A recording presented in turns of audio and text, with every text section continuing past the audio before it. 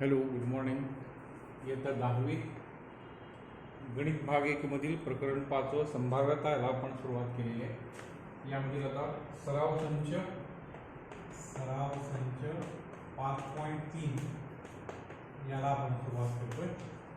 याच्यामध्ये प्रश्न जे आहेत त्या प्रश्नांचा अभ्यास करूयात. पान नंबर 121 वर हा सराव संच 5.3 आहे. याच्यामध्ये उदाहरण बघा. काय प्रश्न पहिला, खालील प्रत्येक प्रयोगासाठी नमुना अवकाश S त्यातील नमुना घटकांची संख्या NS आणि तसेच घटना ABC संच रूपात लिहा आणि त्या संच रूपात लिहिलेल्या घटनातील घटक संख्या NA NB NC लिहा. मग अशा प्रकारे पहिलाच प्रश्न आहे. एक फासा टाकला असता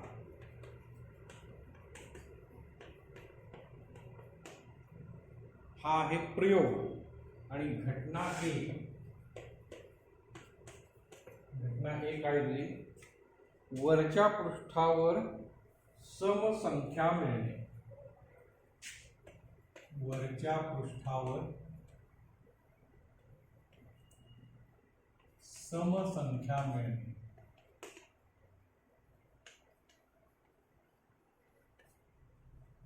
अशा प्रकारची घटना आहे. घटना बी,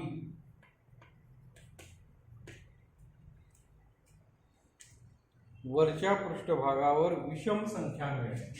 वरच्या पृष्ठभागावर विषम संख्या मिळणे. घटना सी, वरच्या पृष्ठभागावर मूळ संख्या मिळणे. मूळ संख्या मिळणे. अशा प्रकारची घटना. मग यासाठी सुरुवातीला नमुना अवकाश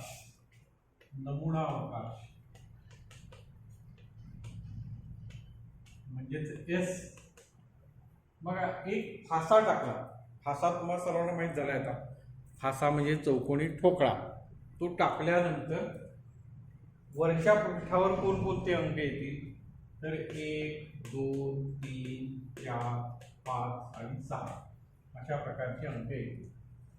वरच्या पृष्ठावर हे 6 अंक येतील आणि म्हणून नमुना अवकाशातील घटक संख्या NS किती असतील? 6. हे लक्षात घ्या. नमुना अवकाश हा आला ही संभाव्य उत्तर आणि त्यातील घटक संख्या. आता परत काय म्हणलंय, वरच्या पृष्ठावर समसंख्या मिळणे अशी ही ए घटना आहे. मग ए या घटनेत समसंख्या कोणत्या बघा, 2 4 आणि 6. 2 4 आणि 6 अशा या समसंख्या आणि म्हणून यातील घटक संख्या N ऑफ A 3. घटक संख्या 3. परत घटना बी आहे. वरच्या पृष्ठभागावर विषम संख्या मिळणे. बी या घटनेत मग काय काय येईल? बी या संख्यामध्ये विषम संख्या 1 3 5. बघा, 1 3 5 झाले. आणि म्हणून बी या घटनेतील घटकांची संख्या 3. बी या घटनेतील घटकांची संख्या 3. आणि आता सी घटना काय आहे? मूळ संख्या. मग मूळ संख्या कोणत्या यातल्या? 1 2 आणि 3. म्हणजे 2 3 5 या मूळ संख्या आहेत आणि म्हणून NC बरोबर 3. या पद्धतीने म्हणजे प्रयोग काय आहे? एक फासा टाकला, मिळालेला नमुना अवकाश हा असेल, त्यातील घटक संख्या ही असेल आणि मग घटना, पहिली घटना वरच्या पृष्ठावर समसंख्या. मग कोणत्या समसंख्या आहेत? 2 4 आणि 6 या शक्यता आहेत आणि म्हणून 3 आहे. वरच्या पृष्ठावर विषम संख्या 1 3 5 आणि म्हणून त्या 1 3 5 NB 3 आहे. आणि मूळ संख्या मूळ संख्या आहेत 2, 3, 5 या पद्धतीने. तर हा झाला पहिला प्रश्न. आता पुढे आहेत 2 फासे एकाच वेळी टाकले असता.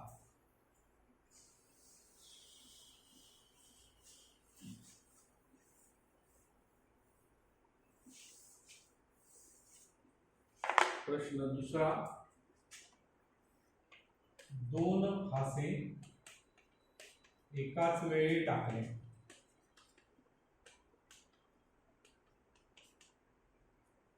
आणि मग काय केलंय, आपल्याला काही घटना यात ABC दिलेल्या आहेत, 3 घटना दिलेल्या आहेत. बघा आता 2 फासे एकाच वेळी टाकले तर नमुना अवकाश काढूया अगोदर. प्रश्न पुन्हा घ्या. नमुना अवकाश S बरोबर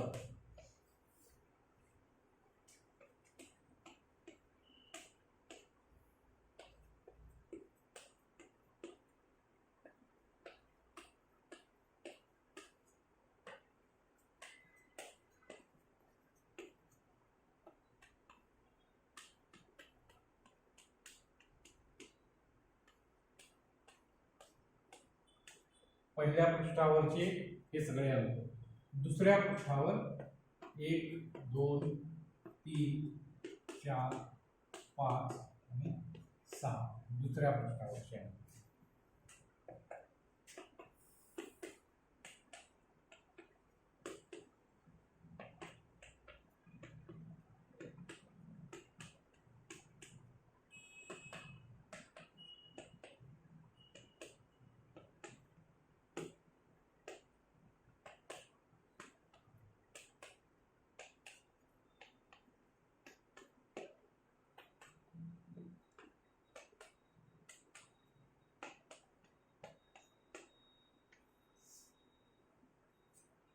एकूण अशा घटना होती.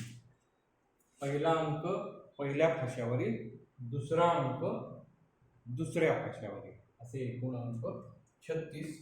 म्हणजे NS बरोबर 36 ही पहिली पायरी झाली. हे फार महत्वाचं आहे, सुटसुटीत मांडणी करा. आता घटना ए काय दिली बघूया. वरच्या पृष्ठावरील अंकांची बेरीज 6च्या पटीत.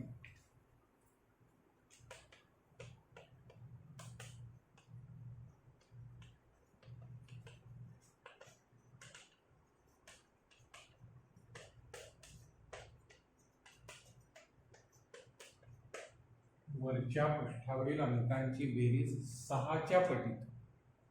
बघूयात मग की या घटनेत काय काय आहे. 6ची पट बघा, याच्यात 6 कुठे आहेत, 6 बेरीज होते, इथे बेरीज 6 होते, इथे बेरीज 6 होते. 6च्या पटीत म्हणले, इथे बेरीज 6 होते, 6 बेरीज हे 11 होते आणि हे 6 6 12 6च्या पटीत. बघा हे 6 आहेत, 6 बेरीज आहे, ते 6 बेरीज आहे, 6 बेरीज 6 बेरीज आणि 6 गुणे 12 एवढे. याच्या व्यतिरिक्त कुठल्याही अंकाची बेरीज 6 येत नाही किंवा 6 गुणे 12 साहित्रिक 18 असे 6च्या पटीतली नाही. आणि म्हणून हे सगळे अंक मग 1 5 हा पहिला, 2 4, परत 3 3, परत 4 2, परत 5 1 आणि शेवटी 6 6 या पद्धतीने. म्हणजे हे सगळे अंक असे आहेत की वरच्या पृष्ठावरील अंकांची बेरीज 6च्या पटीत आहे. आणि म्हणून ए या घटनेतील घटक संख्या 6 झाली. हा पहिला भाग. ए ही घटना. उदाहरण क्रमांक 2 बद्दल आपण माहिती पाहतोय. त्यानंतर बी घटना अशी आहे, वरच्या पृष्ठभागावरील अंकांची बेरीज कमीत कमी 10 अशी असणे. बघा घटना बी, वरच्या पृष्ठावरील अंकांची बेरीज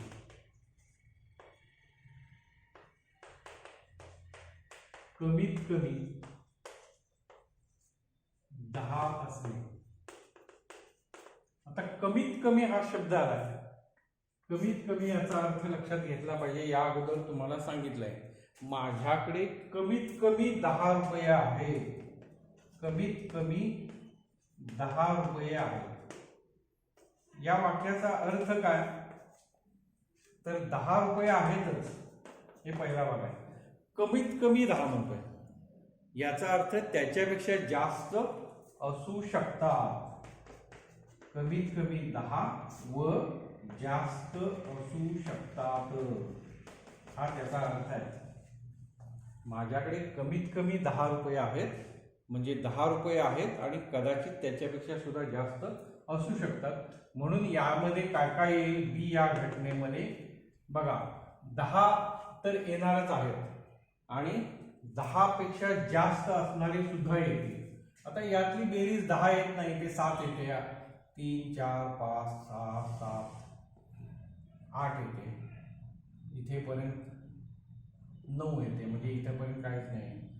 हा आता इथे 10, बेरीज 10 आहे आणि 10 पेक्षा जास्त असणारे म्हणजे कुठे आहेत? आता हे कमीत कमी 10 आहेत, 11 आहेत, इथे 10 आहे, 11 आहे, 12 आहे, म्हणजे एवढे अंक त्यामध्ये येऊ शकतात. अंकांची बेरीज कमीत कमी 10 आणि त्यापेक्षा जास्त. ह्या वाक्याचा अर्थ लक्षात ठेवा. आपण जे नेहमी बोलताना विधान वापरतोय त्याचा इथे उपयोग आहे. माझ्याकडे कमीत कमी 50 रुपये आहेत, याचा अर्थ 50 रुपये आहेत आणि त्यापेक्षा सुद्धा जास्त आहेत, हे लक्षात घ्या. कमीत कमी 500 रुपये आहेत तर 500 रुपये आहेत आणि त्यापेक्षा सुद्धा जास्त असतील. आणि म्हणून 10 बेरीज येणारा हा अंक आहे हा. त्यानंतर 5 5 आणि 5 6 हा अंक आहे. पुढे 6 4 आहे, पुढे 6 5 आहे आणि शेवटी 6 6 आहे. तुम्ही लिहिताना याला सुद्धा टोच करायला हरकत नाही. मी आता इथे प्रत्येक वेळी करणं मला वेळ जातोय म्हणून मी केलेलं नाही, तुम्ही तो करायला पाहिजे. तर एवढे सगळे अंक आहेत की ज्यामध्ये वरच्या पृष्ठावरील अंकांची बेरीज कमीत कमी 10 आहे, 10 आणि 10 पेक्षा जास्त. आणि म्हणून number of elements from set B, B या संचातील किंवा घटनेतील घटकांची संख्या 3 आणि 3 6 अशी आहे.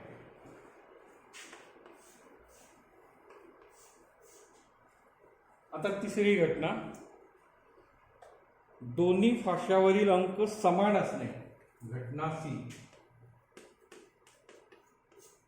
दोन्ही फाशावरील अंक समान, म्हणजे सी ही घटना. बघा दोन्ही फाशावरील अंक समान, 1 2 3 4 5 आणि 6. याच्यापेक्षा वेगळं कुठलं असेल का? असणार नाही. आणि म्हणून ते 1 1 2 2 3 3 4 4 5 5 आणि शेवटी 6 या पद्धतीने. आणि म्हणून या घटनेतील घटकांची संख्या 6 आहे. तर या पद्धतीने प्रत्येक प्रयोग बघा, 2 फासे टाकणे, 2 फासे टाकले हा प्रयोग आहे. त्या प्रयोगावरून मिळणारी जी निष्पत्ती, त्याला फलित आपण म्हणतो, ते हे आहे. आणि मग त्याच्या संदर्भातल्या या घटना ए बी सी, त्या प्रत्येक घटनेतील घटकांची संख्या आपल्याला अशी लिहायची आहे आणि ती व्यवस्थितपणे तुम्ही सोडवून करू शकाल. तर अशा रीतीने ही उदाहरणं आहेत. सराव संच 5.3 मध्ये तुम्ही ती गणितं सोडवू शकाल. एकाच वेळी 3 नाणी फेकली असता. एकच गणित घेऊयात आता.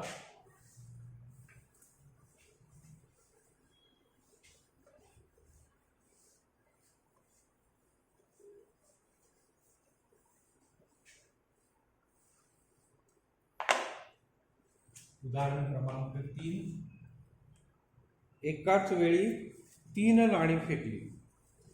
बघा, एकाच वेळी 3 नाणी फेकली. हा तो प्रयोग आहे. मग त्यातील नमुना अवकाश एस बरोबर 3 नाणी म्हणजे सांगितलं या अगोदर आपण तो तयार केला होता. H H H H H T H T H. बघा, टी ची जागा आपण बदलत नेतोय. T H H. बघा, 3 वेळा छापे, शेवटी छापा परत मध्ये आणला, तो पहिल्यांदा आणला म्हणजे 1 वेळा काटा असण्याची स्थिती. आता 2 वेळा, पहिला एच, 2 वेळा टी, परत टी पुढे आणले आणि एच मागे, हे दोघं, आणि परत 2 टीच्या मध्ये एच. ही एक स्थिती.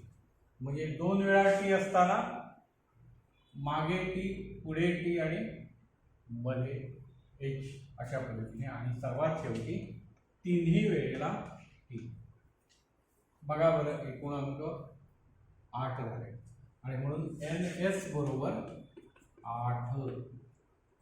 3 नाणी एकाच वेळेला टाकली, 3 छापे, क्रम लक्षात घ्या. 1 काटा मध्ये आणला, पहिल्यांदा आणला, परत 2 काटे परत पुढे आणले आणि दोन्हीच्या मध्ये एक, आणि शेवटी 3 वेळा. याच्यापेक्षा वेगळी स्थिती असणारच नाही. तर या प्रकारे नमुना अवकाश झाला. आता यातली घटना ए. घटना ए काय दिली बघा, कमीत कमी 2 छापा, कमीत कमी 2 छापा मिळणे, ही घटना. आता मागासलाच शब्द परत, माझ्याकडे कमीत कमी 10 रुपये आहेत, याचा अर्थ त्यापेक्षा जास्त चालू शकतात. आणि मग काय येईल याच्यामध्ये बघा, कमीत कमी 2 छापा, कमीत कमी 2 छापा, 2 छापाचे ते आलेतच. इथे 2 नाही, 2 नाही, 2 नाही, इथे काहीच नाही. म्हणजे कमीत कमी 2चे हे आलेतच.